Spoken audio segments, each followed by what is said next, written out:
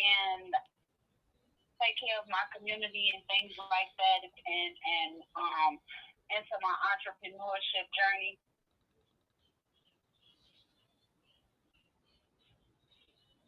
So tell me a little bit about your entrepreneurship journey and what you say give back to your community. How are you giving back to your community and what makes you want to give back to your community?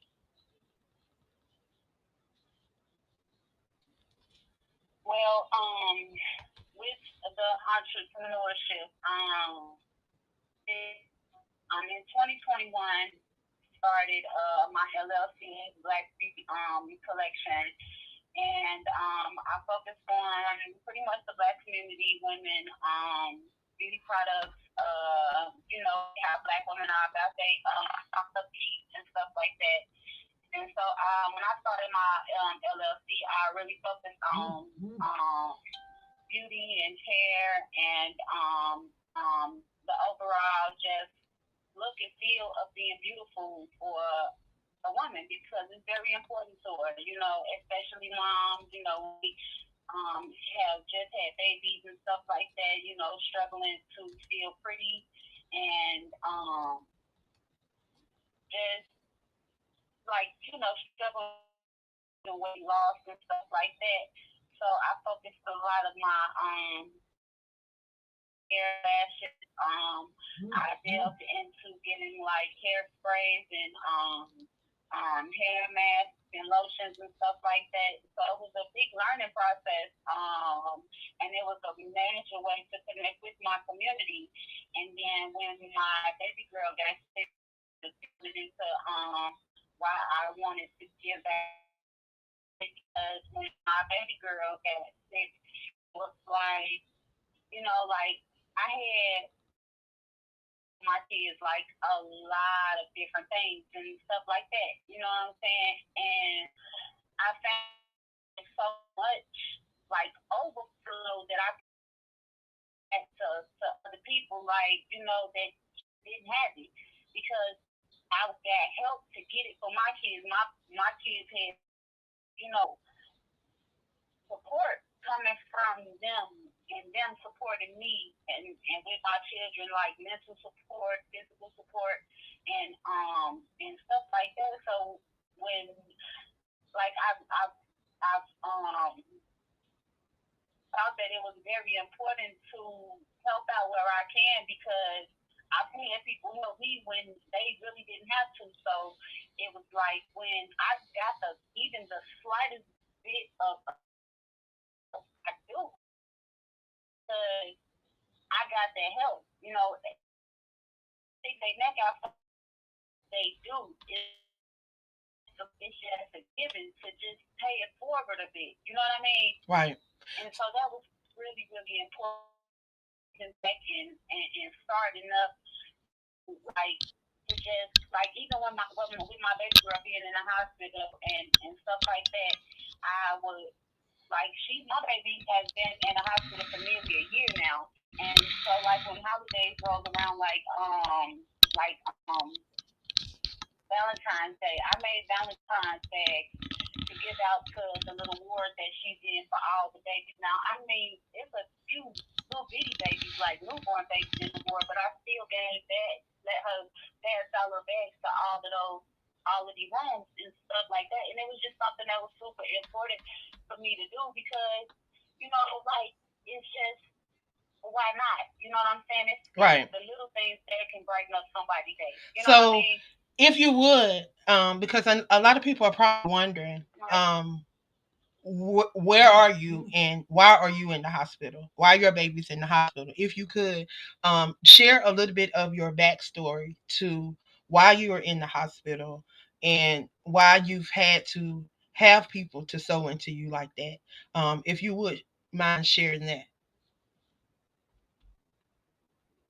But in last year in August, we found out that my daughter, my baby girl, my 3-year-old, her heart was failing, and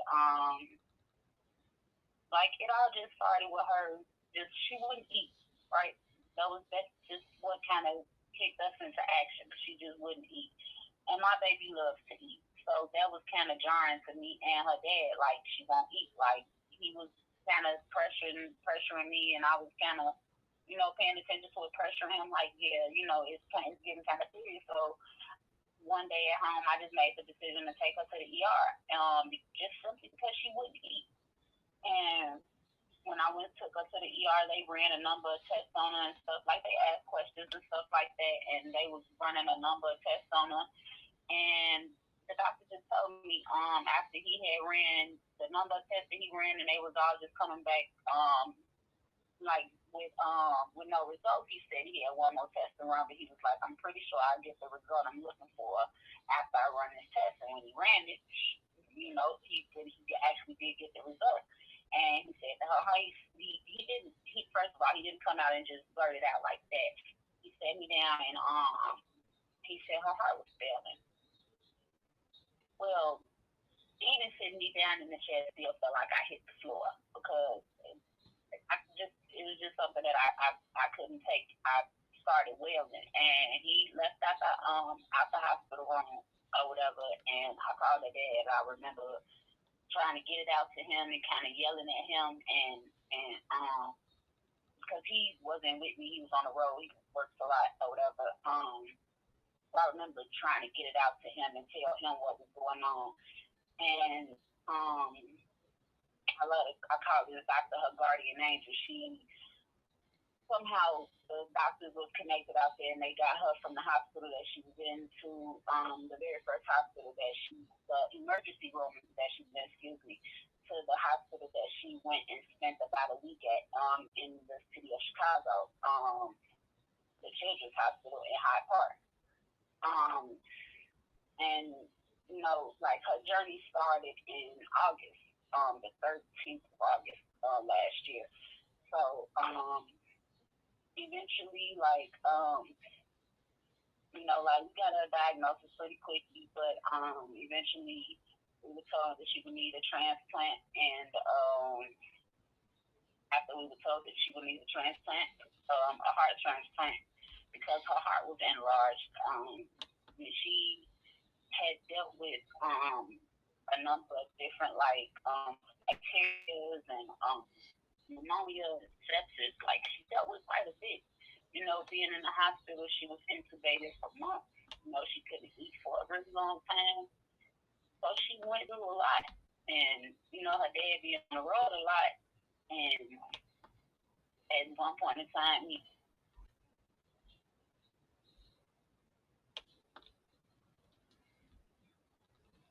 Lachey, I don't know what happened.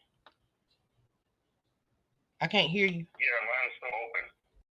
Yeah, line is still open right now, so yeah, we're trying to figure that out at this time. Wow. And struggling with bills at first. They came and helped us out with resources, and even a foundation called the Richie Pervin Foundation. They helped us with Christmas gifts for my kids and stuff like that. So it was like when I say they poured into us, they really did. Wow. They really did. That's amazing. And thank you for sharing that. I can only imagine what you're going through. I remember us having that conversation. Lachey, she has been a part of the things that I do for quite some time. So she's like family to me. So when she told me this, we've yet been praying for her and her whole family. So now we are in the process of trying to help her raise funds so that her baby can get a heart transplant. There is a link. We've been sharing it across social media. We are also hosting an event um, 14th in Chicago. We're going to share the information. We'll be sharing the location and things of that nature. But it's going to be an opportunity for you guys to come out, support. It's an author event, so there's going to be some authors there. Of course, Lachey is an poet, amazing poet. She had some literary work out. have an opportunity to display that work, but you will have an opportunity to donate. You cannot be in and you're listening, you're tuned in, and you will donate. She actually has a link up that website about that organization. They actually have a link up so you guys can donate. You think what may be small to you, every little bit helps. And I honestly don't know what this young lady has gone through and what she's yet dealing with because she has four other babies that she has to also take care of. So, as a community, I just hope that we can rally around her and show her some support. If nobody but her, you guys can come together and at least show her some support and show her some love. I truly would appreciate that. Lachey, if you would please share with them that website that they can go to.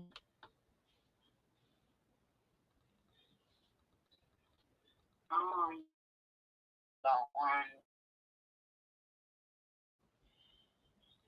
I actually have the website. It is the coat.org, and the coat is spelled COTA, and it stands for Children Organ Transplant Association, and it's at .org, and it's backslash cult for cash heart, and that is KASHS heart, and that is cash.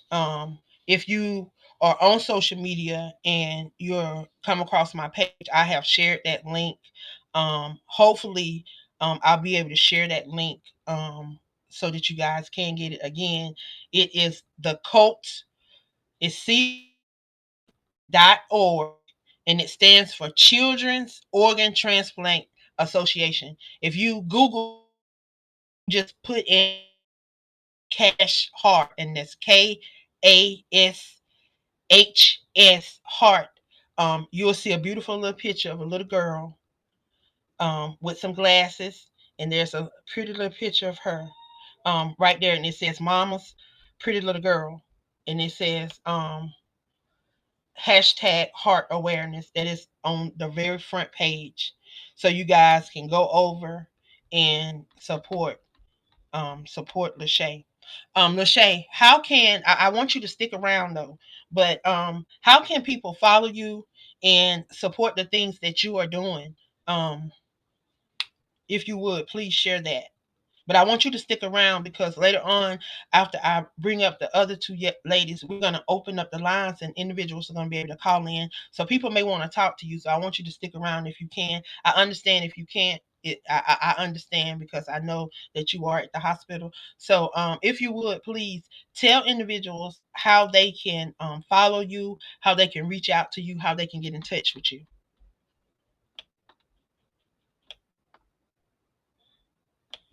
I'm on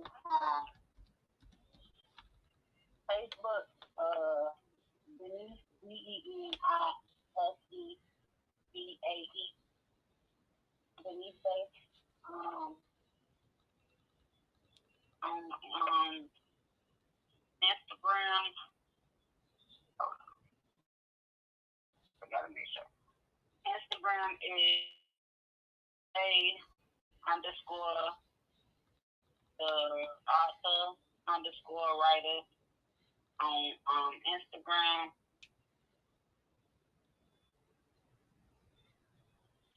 My yeah, Facebook, Instagram.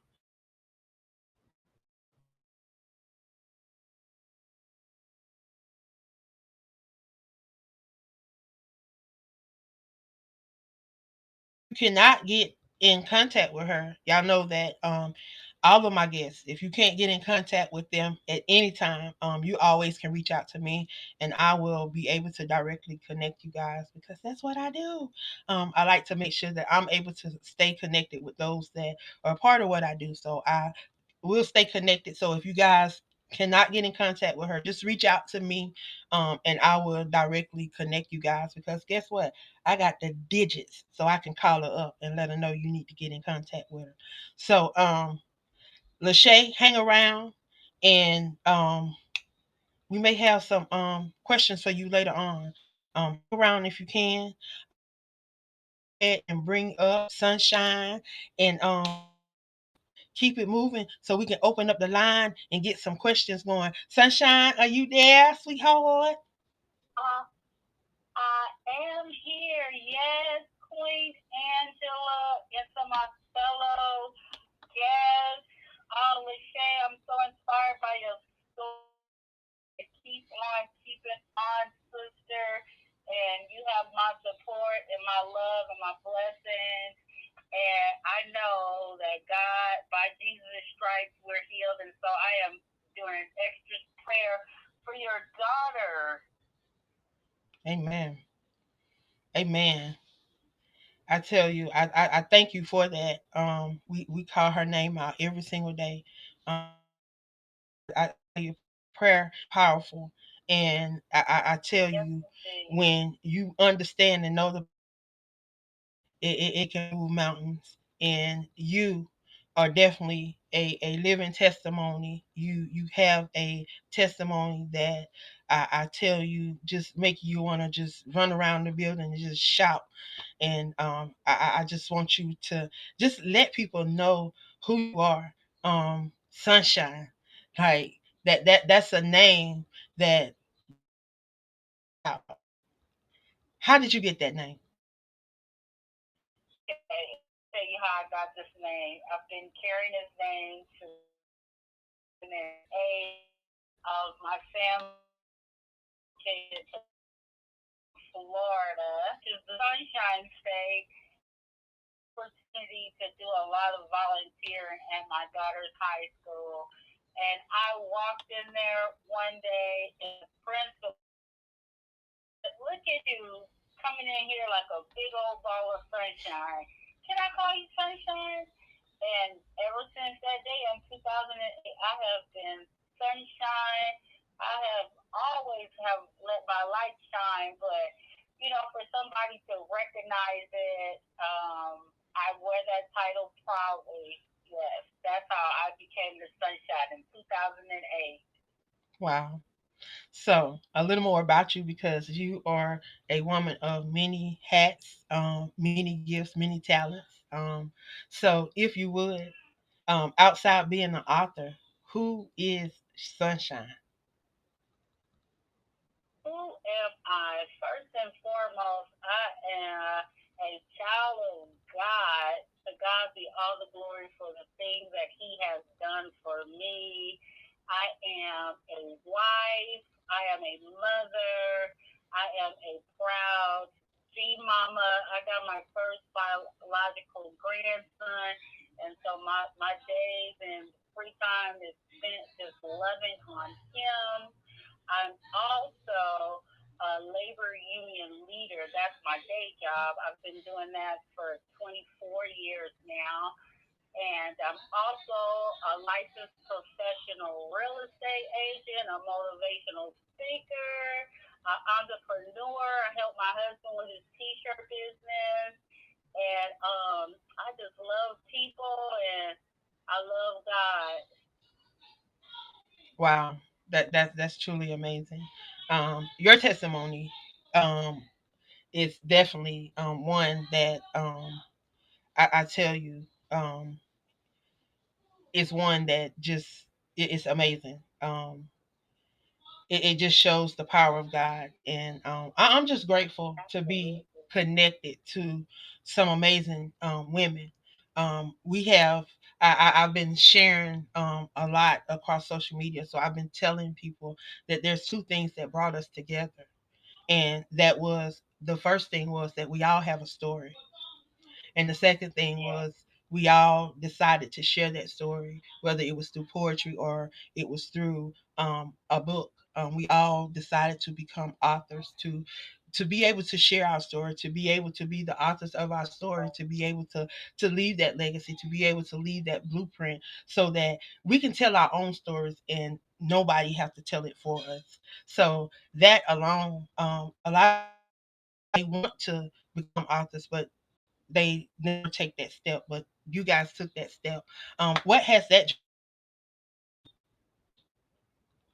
Okay, I can tell you that my art birthed from pain, and that didn't save me from all to keep it to myself.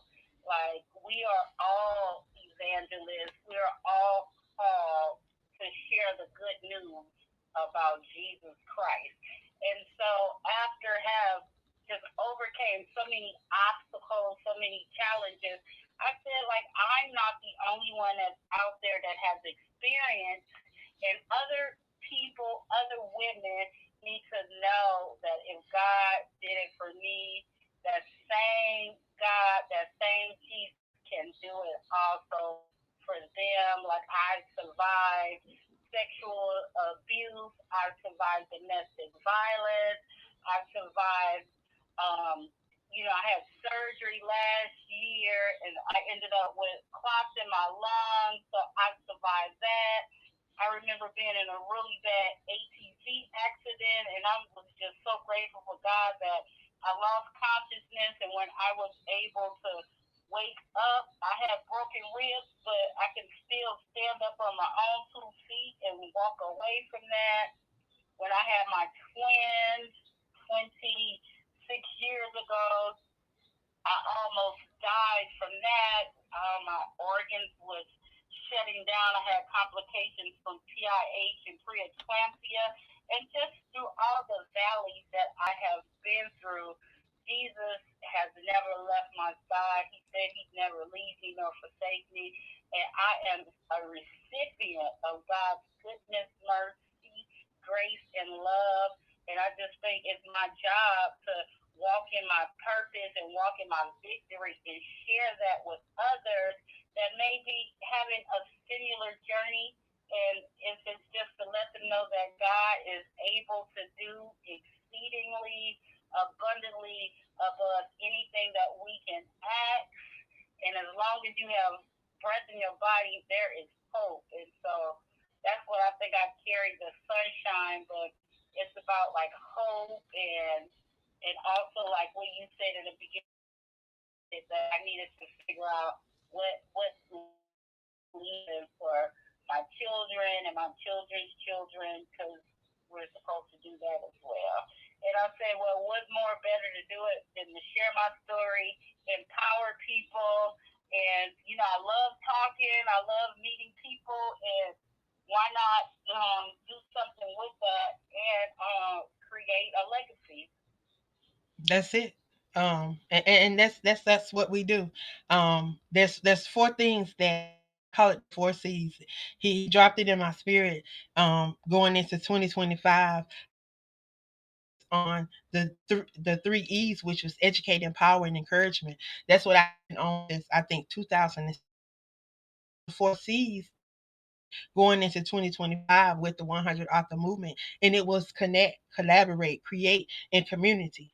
We have to get back to being creative and back to that community mentality, thinking about our brothers and our sisters. I'm grateful for Lachey being able to share her testimony and how her community helped rally around her in her time of need. And we need to know that that's still out there because of a lot of stuff that we see going on. A lot of people think that there's still not that community mentality out there, but there are still a lot of people that still have a heart.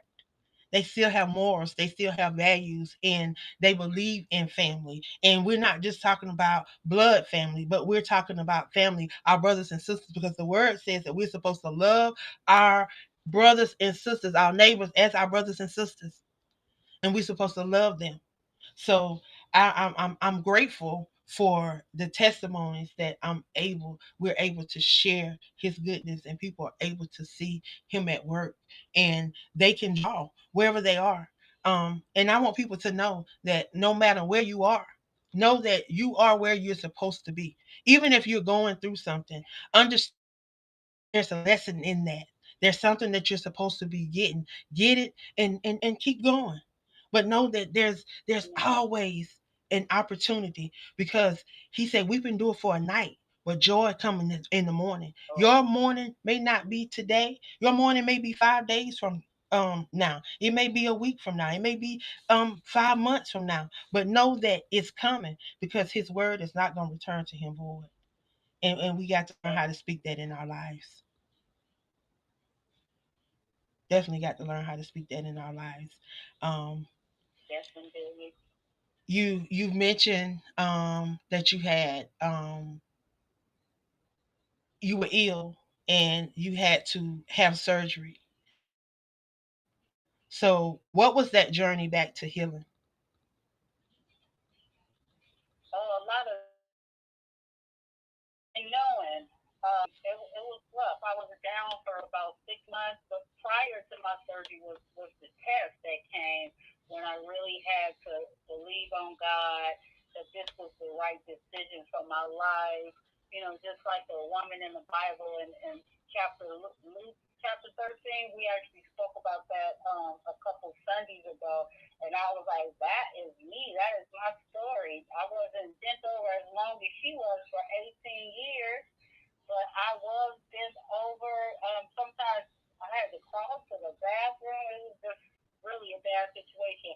And there was no other option for me to have surgery. And so I just thank God for being there with the surgeons. I had a spinal fusion, my L3 all the way to my S1. It was not a small surgery at all. I think it was like 5 hours they told me it was. And Wow. then I was recovering. I thought I was, recovering well. And I discharged home, and after being discharged, I fainted. Wow. I ended up going back to the emergency room, and when they did the CT, is when they discovered the clots in the lungs. And so I just thank God for the saint. I wrote a whole thing about it, like the power of the saint, because had I not fainted, I could have just laid in that bed and just went on to glory at that moment. And so through that process, I found newfound purpose in my life. I was like, God is continually to keep me on this earth for a reason. Let me walk in that reason.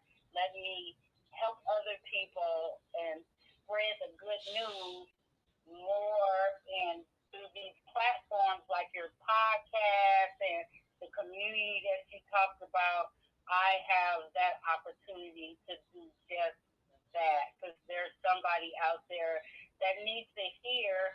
We believe in Jesus. We know we believe in divine healing, but we also believe that God put doctors. Jesus is not threatened by nobody with no doctor's degree. And if you're out there and you are bent over, please seek medical attention so you can straighten up. And once you straighten up, jump up and down and give God all the praise, because that's what I do. I was like, I couldn't do this last year, but right now I can run all over this church, because all glory really goes to God. And even Luke, who wrote that scripture about the bent over woman, was a physician. So uh, somebody needs to hear that. That's okay to listen to your doctor, and through your doctor, Jesus can deliver healing to you. Um, and so, yeah, I'm just excited to be able to just share my testimony, share my story, and let people know that God can do all things but Yes. fail. And you know what? I'm glad you said that, because a lot of times a lot of people, they'll tell you to go pray, and they'll tell you to just do this and do that. But God made all of these different positions. He made all of these different people. He knew what we was going to need, so he made them available. And we have to use wisdom too. He give us wisdom in all things, so we have to Absolutely. identify what Yep. it is that we're praying for. So if we don't go to somebody that can That's right. identify the things that is going on with our body and telling us what's going on, that we can, you know, uh, uh, call it out and then we can call it by name and we can give it a name because God is giving it a name. But we all know that the name of Jesus is so much powerful. So if we know what we're putting to the name, huh? That's what we got to know. That's We can know right. what we put into the name. So I thank you for sharing that. Yes, And, thank you. and I always say that, faith and work is the dynamic duo because we already know that for with faith, you have to have faith, but you got to put in the work for it too. Because without works, it doesn't work. Faith doesn't work. They go hand in hand, faith and work. And so I always Exactly. say that faith believes and work achieves. But you got to have faith and you got to have work. Yeah. And that's the dynamic duo. And the good thing about it is he tells us that we all we need is the faith the size of a mustard seed. And for everybody that knows the size of a mustard seed, know that it is very small. It's something that you can only see under a microscope. So that's just telling you, if you just have that much faith, and that's just a little faith, if you just believe just a little, what he can do. But then you have to put in the work. Yeah, But see, a lot of us don't want to put in the that's work. right. That's where Mm-hmm. the issue come in, the problem come in. We got all kind of faith. We got more faith than we really need, but we're not doing the work. And that's where we are hindered because we are waiting for something to drop out the sky. We waiting for something to happen. It's like insanity. We doing the same thing, and nothing is happening, and we won't change up. But that's a whole nother story. I want you to stick around because there's going to be a session where we're going to open up the lines and we're going to have some callers to call in, hopefully, and we'll be able to continue this conversation. We do have another guest on with us. She is one of the authors, a part of the 100 Author Movement, along with us. And for those that do not know what the 100 Author Movement is, it is a movement under Aspiring Authors Magazine where we focus on the 4 C's, and that is connect, collaborate, create, and community building. We believe in connecting, we believe in working together and being supportive, and we don't believe in competition. So we have a chat, we have a group, we have a couple of people where we really share resources. We share through challenges, we share through doing shout outs. We do different things to promote each other and uplift each other. We even pray for each other when individuals are going through. We have a sister that's tuned in right now. She's in the hospital and she's been sharing, and we've been praying for her, and just different things that go and take place inside of the 100 Author Movement. Sunshine, before we go to Gwen, if you would please tell people how they can support you, how they can follow you, and make sure you tell them about that book that's dropping on Sunday, June 1st. Yes, yes. So you can find everything on my link tree. That is linktree linktr.ee/sunshine pace sunshine pace. I'm on Facebook. The name Sunshine Pace. I'm on Instagram, and you can find all of the social media handles, my email, my phone number, everything with that link tree. The link tree is how you get in contact with me, and everything that I have to offer, you'll be able to find all the links on the link tree. I do have, because I tapped into another market, and it's so funny because I got so much creativity juices actually flowing after the first podcast I did with Queen Angela. And so now I'm started doing digital guides, downloads for $1.99. I have books on my link tree, but I figured let me give people some bite-sized chunks of information, and if they want more, then they can order the book. But I do have a digital download that's dropping on June 1st, and it's about weight loss. I have found the weight loss secret. I have found the weight loss secret. So you Healing, The Real Secret is coming out on, yes, June 1st, midnight Pacific Standard Time. Pacific Standard Time, midnight.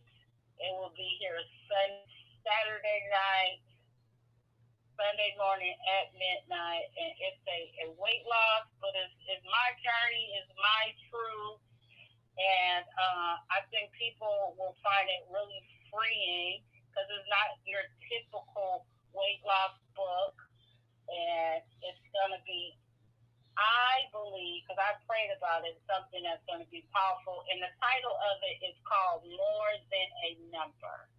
More Than a Number, Real Weight Loss, Real Healing, and Real Results. And so it is going to tell you what really worked for me, what really helped me heal, drop pounds, and keep it off. And that is going to, the link is going to be midnight Pacific Standard Time on June 1st. Thank you for letting me do that. Yes, yes, yes. Of course, that's what we do. You know, that's what we do. Again, she is a part of the movement. You can go over and check her out on social media. All you got to do,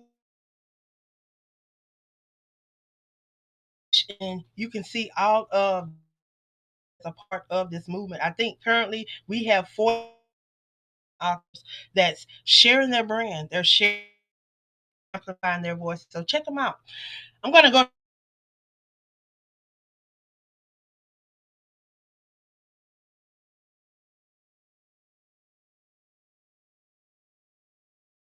Hi, Angela.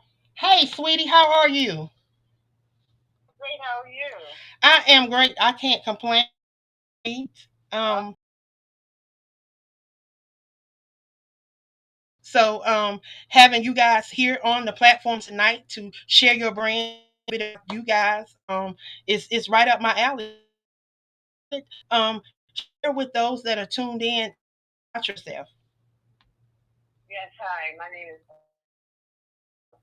and author of 2 books. One, the name of my first book is When to About, and that's about my brother who died in police custody in 2000, being handcuffed and shackled. And the second book is about the infrasound magnetic microwave frequency called Havana syndrome that Obama called Havana syndrome when he went to Cuba in 2016, and Biden signed it into law called the Havana Act in 2021, but only for military people. So to tell you a little bit about myself, well, what things that I love to do that I enjoy the most is writing books, and I love doing my podcast called Winter the Bow Break, which is also after my book Winter the Bow Break. And I also like reading, writing, coloring, exercising, biking, traveling, which I'm doing right now. I'm out of town. I'm actually picking up trash from my brother Ray, who's out of police custody because we adopted a highway sign for him. And in order to keep it up every year, we have to pick up trash at least twice a year so it can be kept up for free. So today I had to do my civic duty of picking up trash for him in his honor. So I'm out of town. Um, Something else about me, I'm 5'3". I'm about 150 pounds, and my favorite foods are steak and eggs. I love eggs. Even though eggs are more expensive now in the supermarket, I still love eggs. Okay, so with that being said, I want to get back to the story of my book, which is about break, and then I'm gonna talk about a little bit about me and Hidden in Plain Sight, which is my second book. And with my brother Ray, we call him Ray, his name was never Junior. He was out of town where I'm at right now, which is the South Boston, Virginia, which is southwest western part of Virginia. And he was in a hotel and he was needed some help. He hung out for the night. He did a little drinking and he did a little cocaine, which is 0.1 ounce, which is like 4 ounces of wine. That was in his system doing his autopsy. So he called 911 3 times for help, and they finally located his room. And when they located his room, the officers, 3 officers, a female officer, who was black at the time, but you couldn't tell by the video unless you're black and you know what black hair looks like. Once, no matter how light your skin is, when you got a certain type of coil of hair, you know that it's black. That's the only way you could tell that she was black from the video. The 2 other white male officers, and they asked him if they could handcuff him because he called 911 3 times. And when they finally looked at his room, continued to help, he wanted them to take him to the hospital. So when they finally reached his room, they handcuffed him with his hands behind his back, and they asked him if they could take him to the hospital to get his medical evaluation. And he said, yeah, sure. So when they took him to the hospital to get his medical evaluation, he was feeling a little paranoia, which is out of the Havana Syndrome frequency, which is my second book in the plain sight, was totally ramping up inside of him and making him feel all these crazy weird thoughts.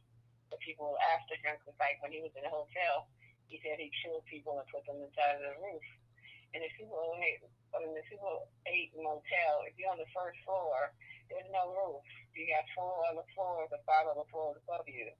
So there's no people he could have killed. But those are the thoughts that he was going through. He was on his way to the hospital. So he took out the window of the squad car, ran open to one of the police officers, opened the door for him.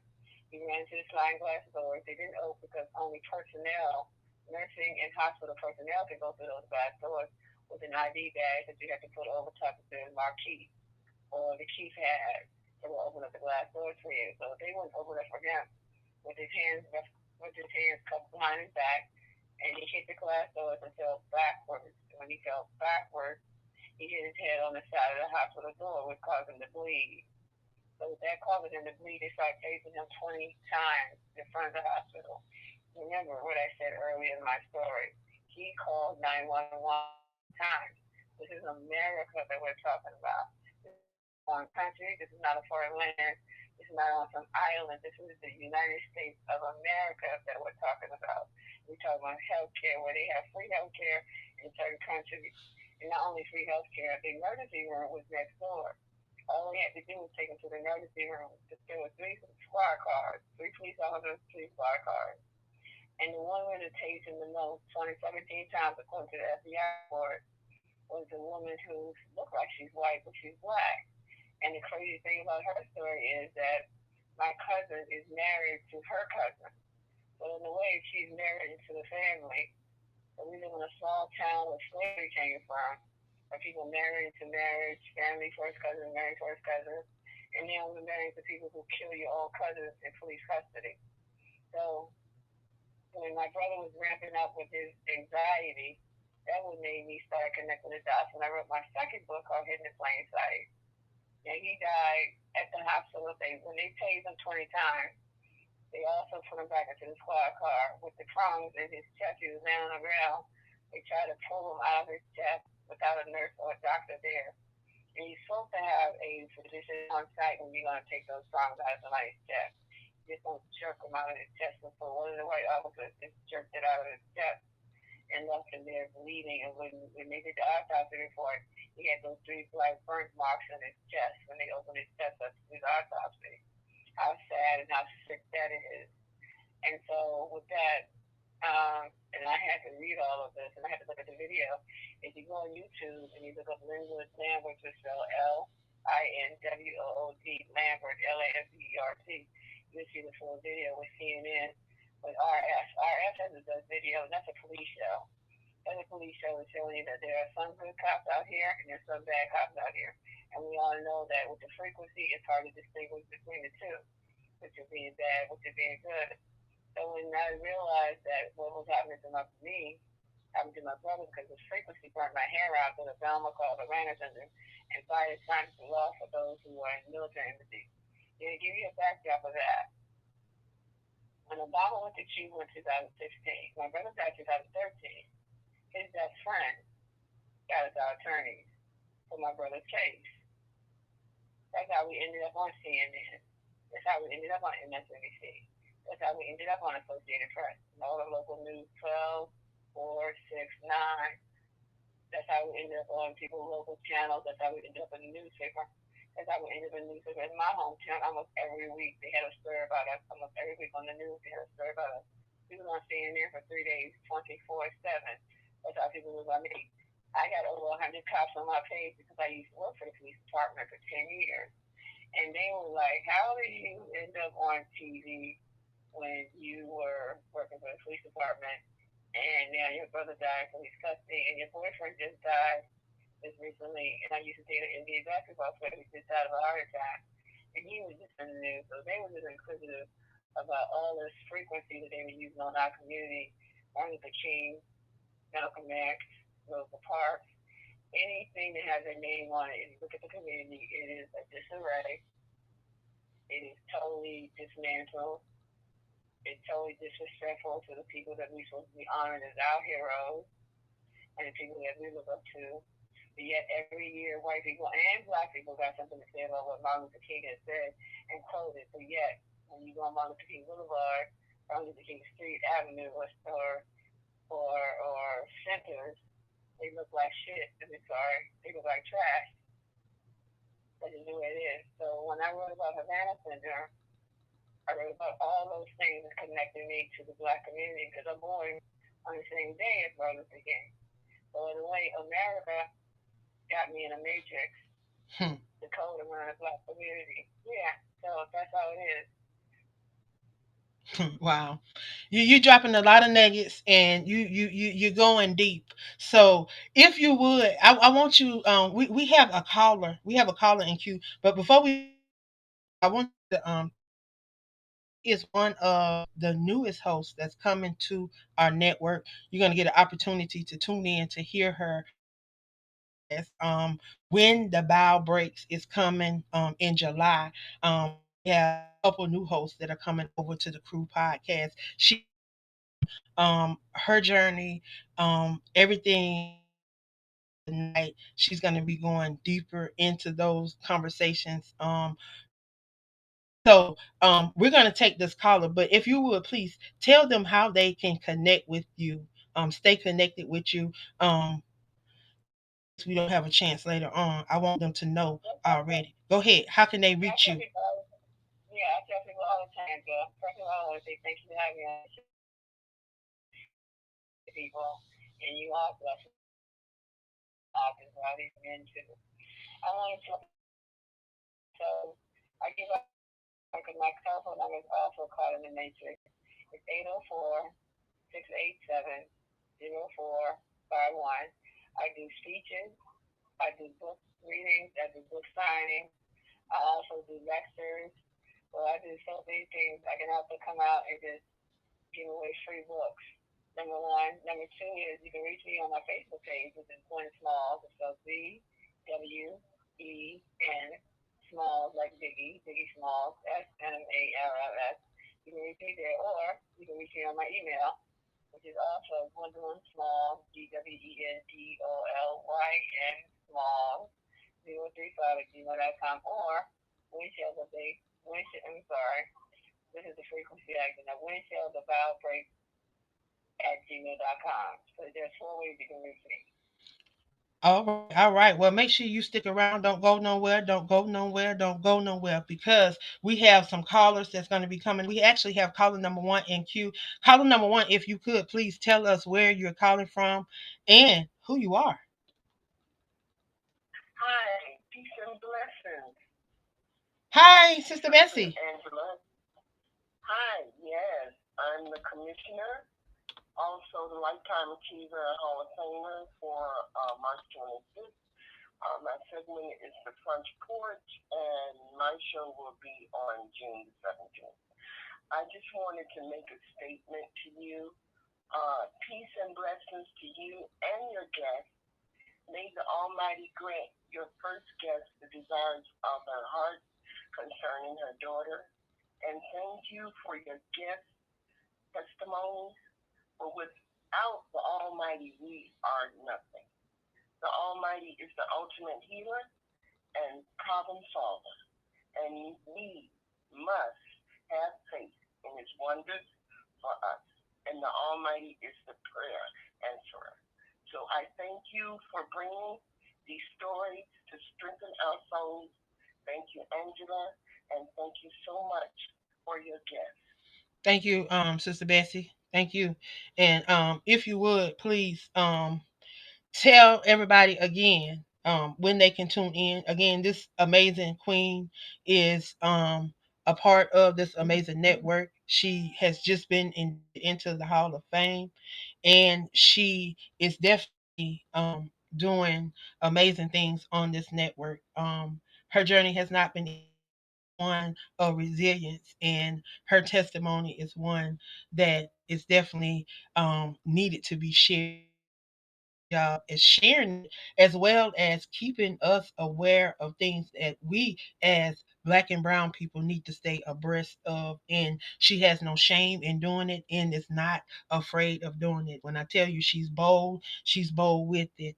Um, when they say come to the front porch, Sister Bessie's on the front porch. You got to come sit on the front porch and bring you a cup of tea because you in for a treat when you join her. So, Sister Bessie, again, if you would please tell them when they can tune in to your next show. Yes, the front porch will be on June the 17th. And Uh, thank you so much for all that you do for us. of course, of course. I thank Brother O for the opportunity to be able to do this because who would have thought I would be doing any of the stuff that I'm doing because I tell you I was not someone that would even thought I was worthy enough to even talk about the word of God, yet alone to get on and want to share it with somebody or even do half of the stuff that I'm doing. Never thought that I would be an author yet. I have over 100 and I think it said 145 when I uploaded my last book on today. So who would have thought? This little country girl from Levelland, South Carolina, would have the opportunity to do half of the stuff that I'm doing. So I'm just grateful. And I'm grateful for the amazing people that allow me to be a part of their lives and allow me to share them with my platform. So thank you guys. We're going to go ahead and bring my guests back on that are here, and we're just going to chop it up because guess what?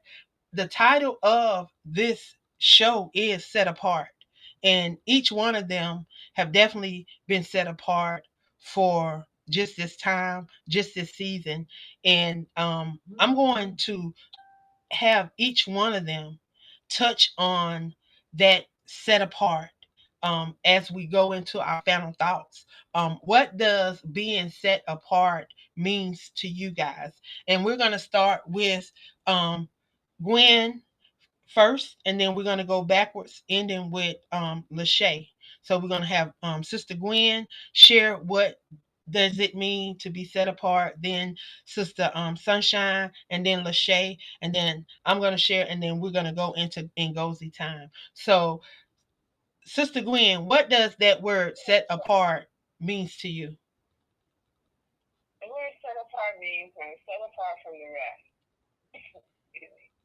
That means that three of us, along with these other queens, have a story to tell. There's other queens out here also have a story to tell. That means we're set apart from all of the ones who have a story that might not seem as vital as our stories that need to be told so we can have other sisters out. So that's what the word set apart from me means. It's set apart from those stories that can connect directly with people who could make a change in their lives. And your final thought for this show tonight? Amazing. It's amazing. First, I want to say thank you, Angela, for all that you do. Because if it wasn't for you, people like me, Lachey, and Sunshine would be on telling our stories and the pain that we've gone through and still going through. I want to say, Lachey, my heart goes out to you. No pun intended, but my heart goes out to you. And I wish you the best. And I support you, and I love you, and I love you, baby. And I wish you well. And Sunshine, I've been through what you've been through, from sex abuse to porn to masturbation. I've been through it all. And I wrote about it in my second book. And I wish you the best, and I wish you healing in every way there is. And I want to say for my story, with my brother Ray, I wish that my family could heal in regard to his death, and so that we can move on. Amen. We can be apart from all of the sadness, and we can be apart from all of this drama. We can be apart from all this destruction of our family. We can come together as a part of a family. Wow. Amen. Powerful. Amen. And thank you. Sister Sunshine, set apart. What Yes, does that mean ma'am. to you? And then your final thoughts. Yes, ma'am. So set set apart to me when you first said that the word chosen popped into my mind. You know, I remember saying that people used to say that the most talented people are actually in the graveyard, and the part is walking in your purpose. It's like it's like walking in your calling and not being afraid. But even if you're afraid, you're doing it afraid. Um, the chosen. What's the saying about the chosen are few? Yeah. So I feel like I'm chosen. I feel like I'm there's purpose than just to exist. I feel that I am set apart for such as this to spread the good news about Jesus. And I appreciate you helping to make that possible. You know, when I saw the Lagos, Nigeria, I said, oh, I'm going global, I'm going worldwide. And, you know, that is, I believe, what it's all about, just spreading that good news worldwide. And I am glad that God chose me for this. I always say, as long as I have breath in my body, there's hope, there's possibility, and I'm glad I'm not afraid to just walk in my purpose. And so my final thoughts to everybody who's listening is to not be afraid to walk in your purpose, not be afraid to be different and to be set apart because you are chosen for such a time as this. And I just want to thank you. I want to thank my co-guests that are both powerful queens with powerful stories. I'm going to and Google the name and look and found out how I can support you. And definitely, Sister Carter are lifted up in my prayers and will be supporting you as she needs and have a abundant life. And thank you again for this platform. Thank you. Thank you for sharing. Thank you for sharing. As the words say, many are called, but only a few would answer. And I truly thank him for the answer the call on today that would come on and we're willing to be transparent. So Lachey, I asked that question to you. What does that word set apart means to you? And if you would share your final thoughts.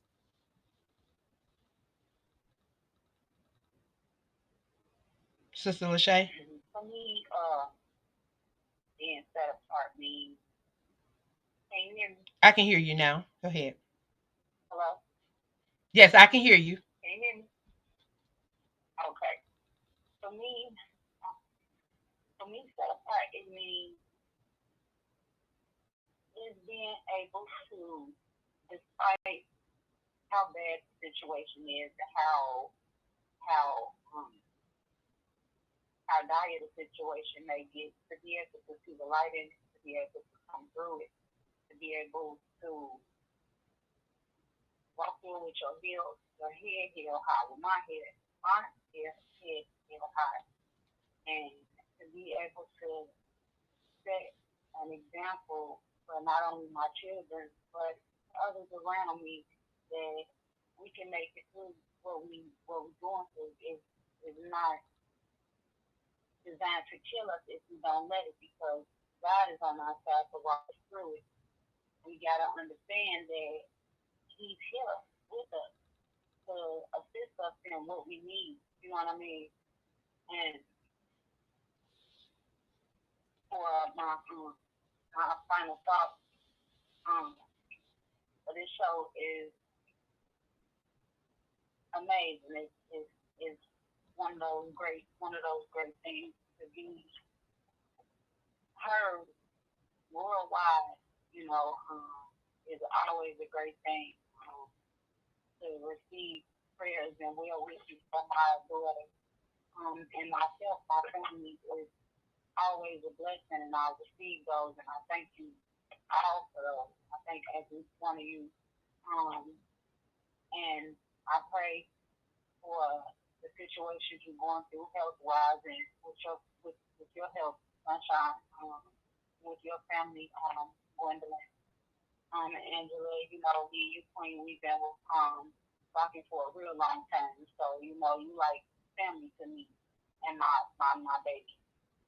And so to be able to just connect with you on the different levels that we have connected is always a blessing for me because you have given me so much knowledge and so much help and so many prayers, and I really truly thank you for all of those and ladies too, and I wish you all the blessings in the world. You guys, I really, really truly do. And I thank you for allowing me to share my story with you guys about my baby girl and myself and just being able to have a voice that a ear that can understand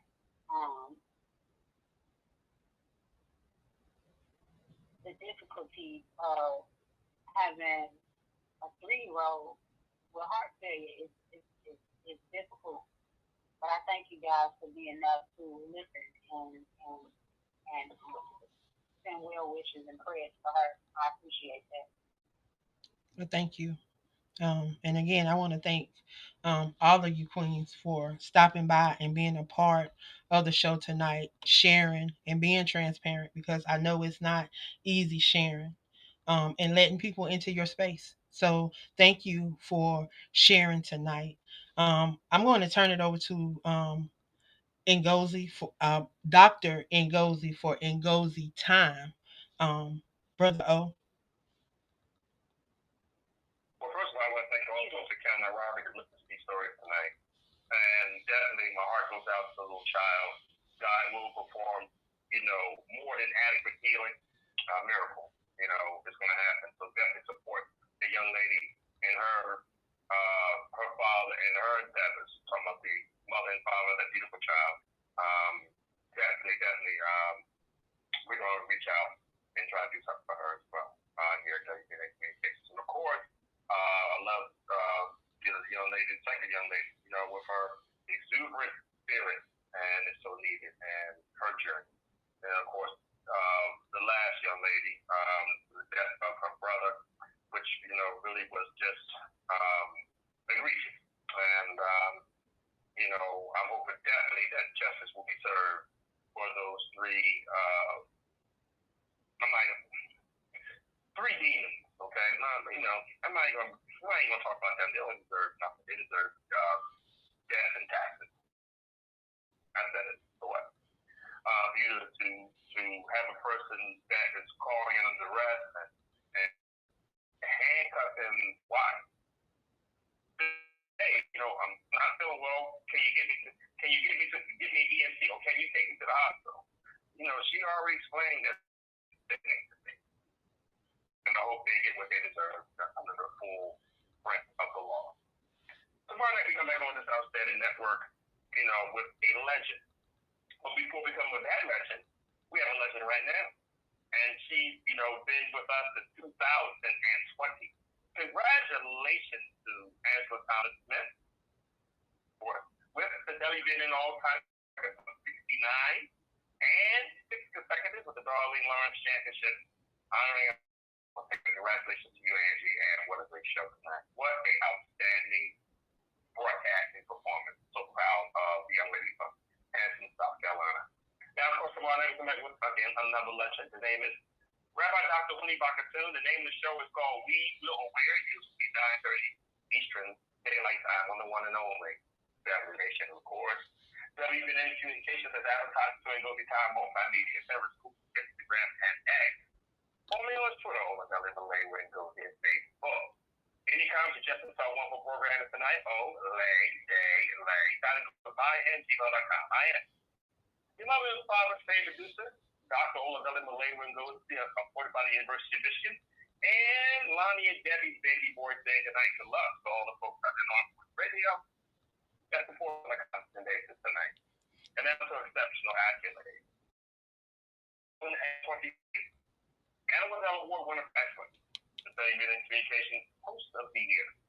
But it's the 2000 International Internet Radio broadcasted in Triton. Again and again, the young lady from the beautiful state of South Carolina. The outstanding Angela Thompson. Unmuted. Well, I want to thank everyone for tuning in tonight. I want to thank all of my special guests, Lachey, Sunshine, and Miss Gwen. Thank you for stopping by and gracing us on tonight. Like always, I thank all of those that tuned in from around the world that support us here on the WBNN. If it was not for you guys, we wouldn't be able to do what we do. And of course, if it was not for Brother O, we would not have this space. So always, I give a shout out to him. Y'all, I'll be back in 4 weeks. Every 4 weeks on Wednesday, 9:30 p.m. Eastern Standard Time. Y'all can tune in right here and here. Walking in Purpose with Angela. I hope you will tune in. Y'all be blessed. I thank you for tuning in and know that you didn't get dropped out of the sky, that there's a reason why you're here. You have purpose. Now walk in it. I love y'all. See y'all next time.